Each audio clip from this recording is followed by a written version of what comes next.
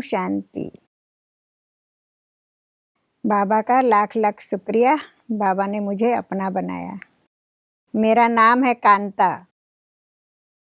मैं कांता सिमडेगा, झारखंड में सिमडेगा नाम है, और उसके पास में ही 1 घंटे में कुटमाकछार गांव में रहती थी।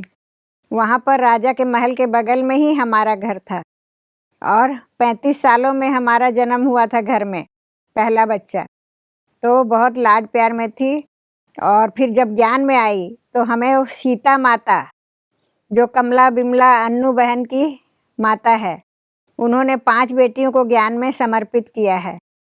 उन्होंने मुझे बाबा का ज्ञान कूट कूट करके भरा, और घर वाले बंधन डालते थे। मुझे बाबा के घर जाने नहीं देते थे। मैं स्कूल भी जाती थी तो लेट से जाती थी, सेंटर में मुरली सुन के जाती थी। उस समय बाबा ने कुछ पाठ ऐसा दिया था, भोग भी लगाती थी और कुछ बाबा का संदेश भी। तो उस समय बहुत बंधन पड़े, घर वालों ने ज़बरदस्ती मेरी शादी कर दी। रामगढ़ में शादी हुई। उसके बाद निर्मला बहन जी को बोल करके रामगढ़ में सेंटर खुलवाया, और बाबा ने 15 साल 10-12 साल कम से कम मुझे सेवा करने का चांस भी दिया। वहाँ मुरली सुनाना, भोग लगाना, 50-60 भाई बहनें आते थे, 4-5 गीता पाठशाला थी, सभी सेवा करने का चांस दिया। मैं 2014 में पुणे आई, लेकिन उससे पहले मेरे को रामगढ़ की रांची वाली निर्मला बहन जी दादी के पास मधुबन लेके आए थे 94 में। तो मधुबन लेके आए थे, तो मधुबन आई थी, मेरे युगल भी थे, और बंधन भी बहुत पड़े मुझे। और मेरे युगल भी आए थे, तो दादी ने मेरे को 3 दिन से मेरे आंसू नहीं रुक रहे थे। मधुबन आने के ट्रेन में बैठी थी दिल्ली में, तब से आंसू नहीं रुक रहे थे कि बाबा से मिलना है, मुझे बाबा से मिलना है। और इतनी लगन लग गई थी कि जैसे कि मैं कुछ भी हो जाए बाबा मुझे लेके जाएंगे। तो हम ट्रेन में बैठे नहीं थे, उससे पहले ही ट्रेन छूट गई थी। मैंने बाबा को कहा, बाबा गाड़ी रोको तेरी बच्ची आ रही है, बाबा गाड़ी रोको तेरी बच्ची आ रही है, बाबा गाड़ी रोको तेरी बच्ची आ रही है। तो उसको टीटी को सुनाई दिया, गार्ड को, उसने गाड़ी रोकी। और फिर हम लोग गए भाग करके, मेरे युगल थे, मैं थी, और हम भाग के गए। तो उन्होंने पूछा, आप कौन हो और कहाँ जा रहे हो? हम ब्रह्मा कुमारी हैं, माउंट आबू भगवान से मिलने जा रहे हैं। तो उन्होंने कहा कुछ ऐसा ही होगा।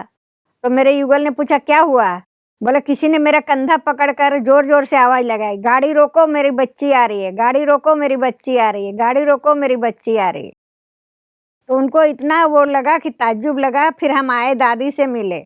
उस समय शांतिवन नहीं बना था, तो दादी हिस्ट्री हॉल के पास सोफा पे बैठती थी। तो एक साइड में मेरे युगल को बैठाया, एक साइड में मेरे को, और दादी ने इतनी स्नेह से दृष्टि दी, इतनी प्यार से दृष्टि दी। बोली दादी क्या मैं हर कल्प में बांधेली रहूंगी? दादी ने बोला बच्ची तू बांधेली नहीं है, तू तो सच्ची गोपिका है बाबा की। तू चारों ओर चक्कर लगाएगी, उड़ उड़ के सेवा करेगी। उस समय पुणे का नामो निशान नहीं था, लेकिन दादी के वरदानी बोल। और मेरे युगल के लिए कहा ये बच्चा तो तेरे से भी आगे जाएगा। वो भी सहयोगी बन गए बाबा के घर के। और विश्वास नहीं करेंगे, मेरे आंसू ही नहीं रुक रहे थे 3 दिन से।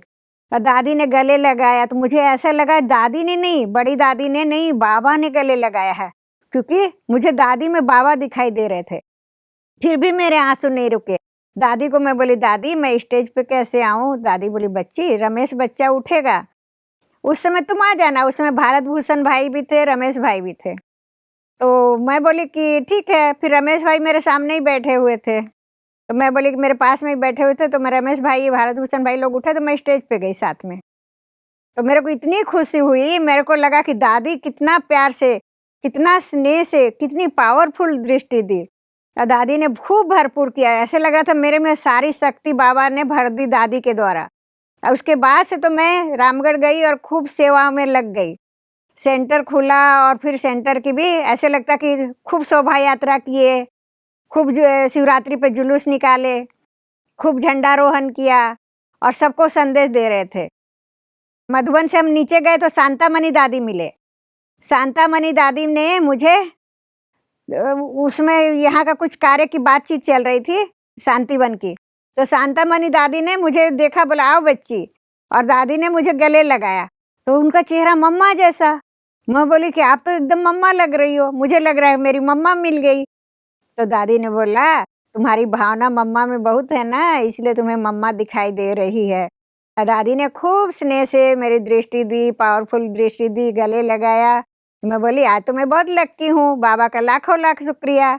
बाबा ने मुझे मम्मा का भी प्यार दिया और बाबा का भी प्यार दिया। फिर मैं पुणे आई तो मुझे एक बार लग रहा था पता नहीं पुणे में मैं कैसे रहूँगी, नई जगह है। लेकिन पुणे आकर के भी बाबा ने यहाँ भी चक्कर लगवाया। और सबसे बड़ी खास बात, दादी ने बाबा ने उसी समय मुझे पुणे में शामिल कर दिया था। मुझे पुणे आने के बाद पता चला कि रमेश भाई के साथ स्टेज पर क्यों भेजा था, कि महाराष्ट्र जोन में उसी समय शामिल कर दिया था। पुणे आई तो पहले 10 साल हम श्यामकांत भाई के यहाँ मतलब रहे। फिर श्यामकांत भाई के यहाँ से फिर धायरी आए। तो धायरी आए तो मीरा सोसाइटी के कनेक्शन में आ गए। फिर मीरा सोसाइटी के कनेक्शन में आए और नलिनी दीदी का, सुनंदा बहन जी का बहुत प्यार मिला, बहुत स्नेह मिला। तो बाबा की मदद, मैं तो एक ही गीत हर समय गुनगुनाती हूँ, मेरे संग संग चलते हैं बाबा। और ये अनुभव करती हूँ, मैं जो भी संकल्प करूँ बाबा हर संकल्प पूरा कर देते हैं। और मुरली मैं एक दिन भी मिस नहीं करती हूँ, एक दिन भी नहीं, चाहे कैसे भी सुनूं, कहीं भी सुनूं, सेंटर जाना ही है। अगर ट्रेन में रहे, गाड़ी में रहे तो अलग बात है, लेकिन वहाँ घर में रह करके एक दिन भी मुरली मिस नहीं करती हूँ। अमृत वेला, मुरली, 2 चीज़ मेरा फिक्स है, क्योंकि बाबा शक्ति भर देते हैं तो मुझे सारा दिन एनर्जी फील होता है। और मैं सारे विश्व को ये संदेश देना चाहूँगी कि अब नहीं तो कभी नहीं, भगवान आए हैं, अपनी झोली वरदानों से भर लो। और मैं रोज आते जाते 2-4 को संदेश सेंटर से आती हूँ, जाती हूँ, शिव संदेश देती हूँ, पर्चा देती हूँ, थोड़ा सा बाबा के घर आने का संदेश देती हूँ। मैं ये सोचती हूँ हर घड़ी को अंतिम घड़ी समझकर मैं पुरुषार्थ करती हूँ कि कब, बाबा कहते हैं ना, विनाश तो जब होगा, आपकी शरीर का कोई गारंटी नहीं है। इसमें गफलत नहीं करो, समय बहुत कम है, इसलिए जागो जागो, समय पहचानो, भारत में शिव भगवान आए हैं। अच्छा, ओम शांति।